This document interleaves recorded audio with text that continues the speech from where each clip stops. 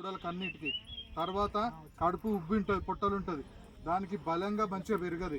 So అట్లుండే గొర్రెలు మేకల పిల్లలకి ఈ టైంలో సీజన్కి చిన్న కొదం పిల్లలు కానీ ఏమన్నా ఉండే అంటే చిటుక రోగం టీకా మందు వేయించుకోండి.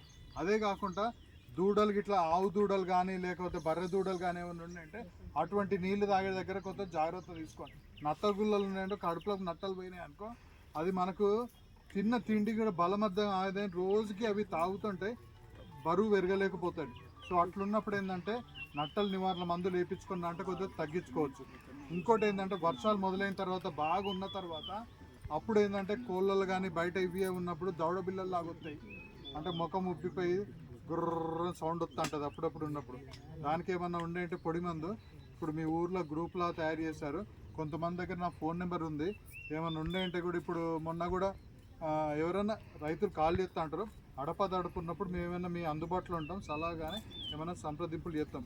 ఇది ఒకటి ఏంటంటే మాకు ఇది ఒక నెల రోజుల ప్రోగ్రాం లాగా కనీసం ఎటు లేదన్న ఒక 500-600 మంది రైతులకి కలిసి వాళ్ళ యొక్క ఏమైనా సమస్యలు కానీ ఏమైనా ఉండే మేము కూడా ప్రభుత్వానికి కూడా తెలియజేస్తాం. ఈ అవకాశం ఇచ్చిన మీ అందరి చిత్తపూర్ గ్రామ సోదరులు సోదరిమణులకు అందరూ కూడా నమస్కారాలు.